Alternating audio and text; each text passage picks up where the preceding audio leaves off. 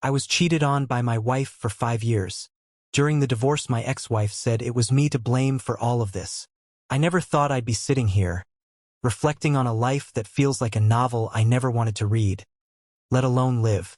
My name is Alex, a 42-year-old father of 2, who once believed in the fairy tale of marriage and happily ever after. I met my wife, Sarah, when we were both in our early 20s, full of dreams and aspirations. We built a life together, filled with shared memories, laughter, and, I thought, unwavering love. But life has a way of throwing curveballs when you least expect them. 5 years ago, my seemingly perfect world came crashing down when I discovered that Sarah had been cheating on me for half a decade. The revelation was like a knife to the heart, leaving me grappling with a whirlwind of emotions: anger, betrayal, sadness, and an overwhelming sense of loss. As if the affair wasn't enough, during our tumultuous divorce proceedings, Sarah had the audacity to blame me for everything, claiming that it was my shortcomings that drove her into another man's arms. This is the story of how I navigated through that painful chapter of my life, trying to make sense of it all. In the beginning, our marriage was everything I could have hoped for. Sarah and I were inseparable. We did everything together. From spontaneous road trips to quiet evenings at home, our lives were intertwined in the most beautiful ways. We had 2 wonderful children, Emma and Jack, who became the center of our universe. Our home was filled with laughter, love, and the occasional chaos that comes with raising kids, but it was our chaos, and I loved every minute of it. I look back on those early days with a mixture of fondness and sorrow. We had our fair share of struggles, as any couple does, but we faced them together, or so I thought. I worked long hours to provide for our family, and while it was exhausting, I believed it was worth it. Sarah and I had an unspoken understanding that we were building a future together, brick by brick. Little did I know that while I was laying down the foundation, she was quietly chiseling away at the pillars of our marriage, one clandestine affair at a time. It was subtle at first, the signs of trouble. Sarah started to become more distant emotionally and physically. She would spend more time on her phone, often smiling at messages she wouldn't share with me. Our conversations, once filled with shared dreams and plans, became superficial and perfunctory. I chalked it up to the stress of parenting and work, convincing myself that we were just in a rough patch. But then, there were the late nights and unexplained absences. Sarah began attending more social events without me, always with a plausible excuse. "It's just a girls' night out," she would say, or, "I have to stay late for a work project." I wanted to believe her, and so I did, even when my gut told me otherwise. I reasoned that after so many years together, trust was paramount, and questioning her would only drive a wedge between us. The growing distance between us was painful. I missed the intimacy we once shared, the feeling of being her confidant and partner. I tried to bridge the gap by planning date nights and family outings, but there was always something else demanding her attention. I started to feel like a stranger in my own home, helplessly watching as the woman I loved drifted further away. The day I discovered Sarah's infidelity is etched in my memory with painful clarity. It was a Saturday afternoon, and Sarah had gone out, claiming she needed to run errands. I was home with the kids, folding laundry in our bedroom. As I moved a pile of clothes, I accidentally knocked her laptop off the bed. It powered on as it hit the floor, revealing a string of messages on the screen. My heart pounded as I read the texts. Intimate, unmistakably romantic exchanges between Sarah and a man named David. The words felt like a punch to the gut. I scrolled through weeks, months of messages, each one more damning than the last. There were photos, plans for secret rendezvous, and confessions of love that shattered the image of the life we had built together. I sat there in stunned silence, my world collapsing around me. How could I have been so blind? The signs were there, but I had chosen to ignore them, clinging to the belief that Sarah and I were solid. The realization that my wife had been living a double life for 5 years left me feeling nauseous and betrayed. I didn't know what to do next, but I knew I couldn't keep this discovery to myself. That evening, I waited for Sarah to come home, my mind a whirlwind of emotions. When she walked through the door, I tried to keep my voice steady as I asked her to sit down. I showed her the messages, unable to hold back my tears. "Why, Sarah? How could you do this to us?" I asked, my voice trembling with a mix of anger and heartbreak. Sarah's face went pale as she realized what I had found. She tried to explain, but her words felt hollow and rehearsed. She claimed that the affair had started because she felt neglected and unloved. "You were always so busy with work, Alex. I needed someone who was there for me," she said, tears streaming down her face. Her justifications felt like a cruel twist of the knife already lodged in my heart. I couldn't believe what I was hearing. Yes, I worked long hours, but it was all for our family. I asked her if she ever thought to talk to me, to tell me how she felt instead of seeking solace in another man's arms. She had no real answer, just more tears and apologies that seemed too little, too late. The betrayal was too deep, and the trust was shattered beyond repair. The only thing left to do was to face the painful reality that our marriage was over. The days following our confrontation were a blur of raw, unfiltered pain. I moved into the guest room, unable to sleep in the bed we once shared. The house, once a sanctuary of love and laughter, now felt like a battleground filled with the ghosts of happier times. Our children sensed the tension, their innocent questions cutting through my heart like a knife. "Why is Daddy sleeping in the other room?" Emma asked, her eyes wide with confusion. I struggled to find the words to explain, to protect their innocence from the harsh reality of adult betrayal. Emotionally, I was a wreck. I oscillated between anger and deep sorrow, sometimes in the span of minutes. Work became my escape, a place where I could momentarily forget the turmoil at home. But even there, the weight of Sarah's betrayal followed me, gnawing at my concentration and sapping my energy. I confided in a few close friends, their support a lifeline in an otherwise stormy sea.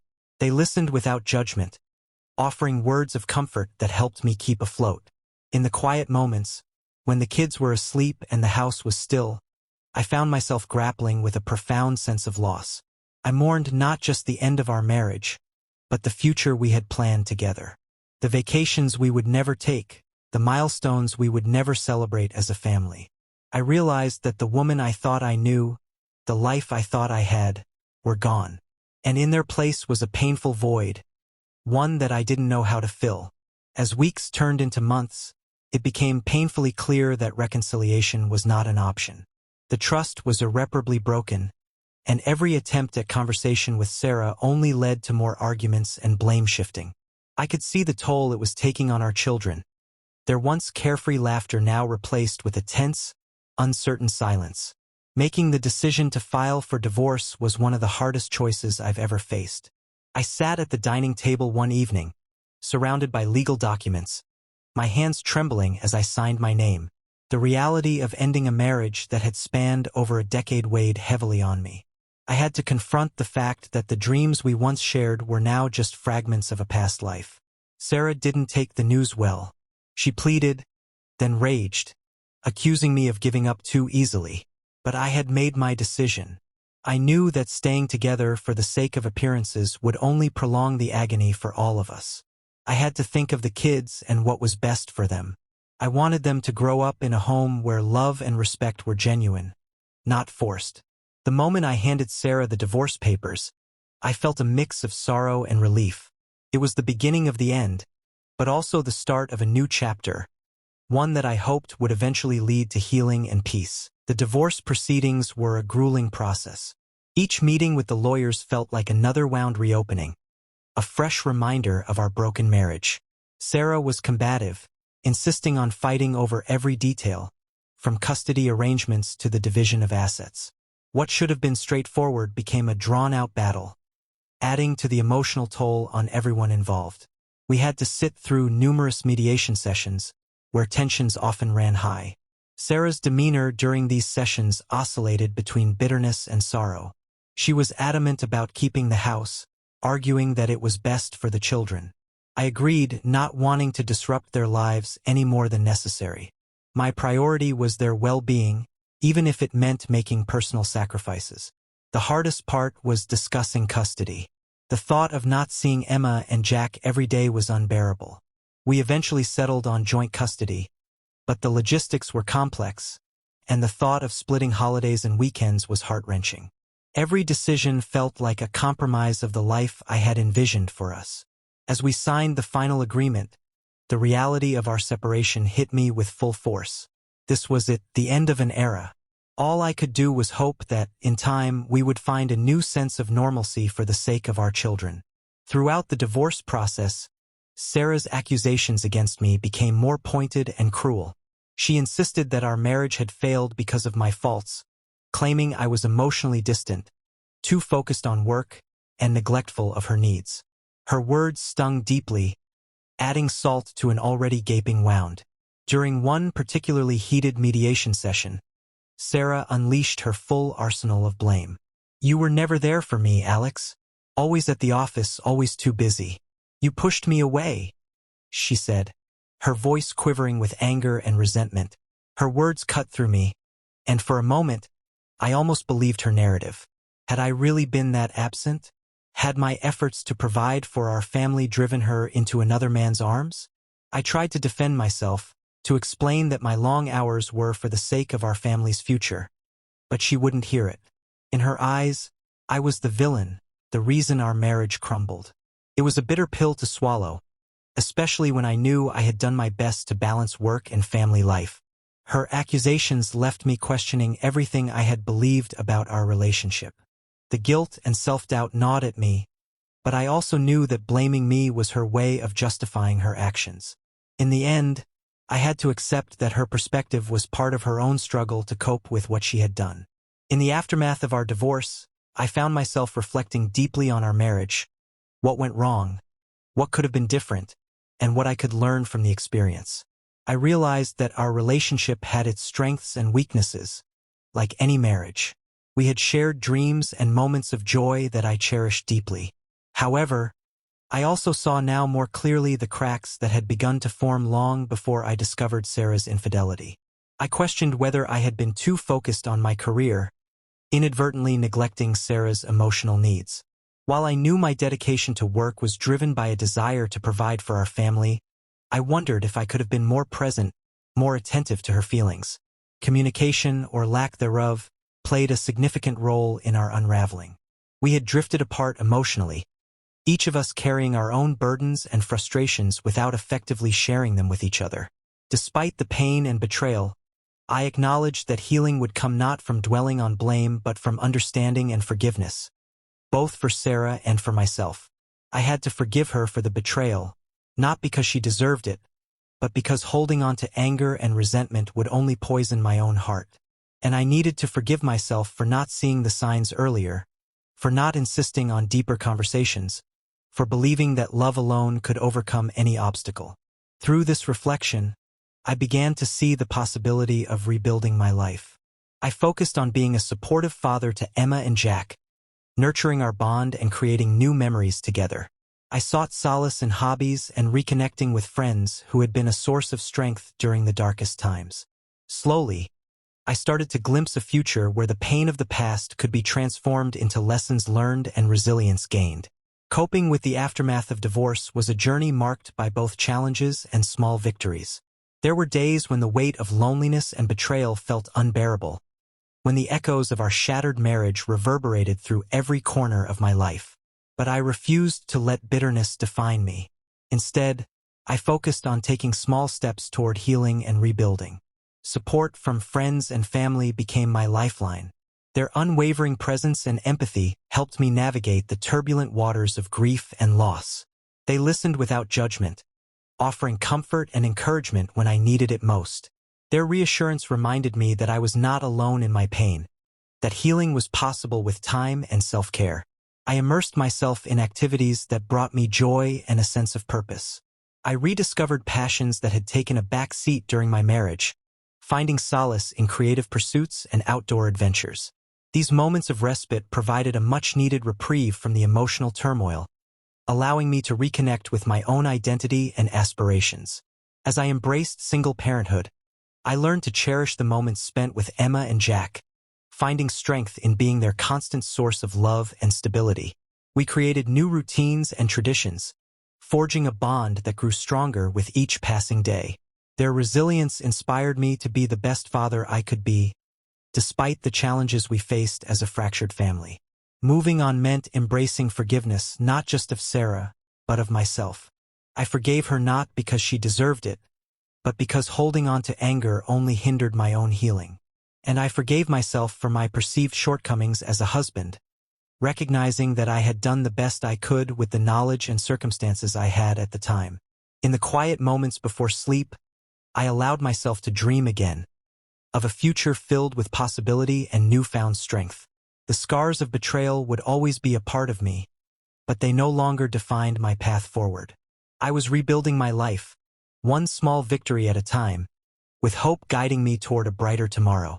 Today, several years removed from the tumultuous chapter of my divorce, I look back with a mixture of gratitude and introspection. The journey through betrayal and heartache has transformed me in ways I never anticipated.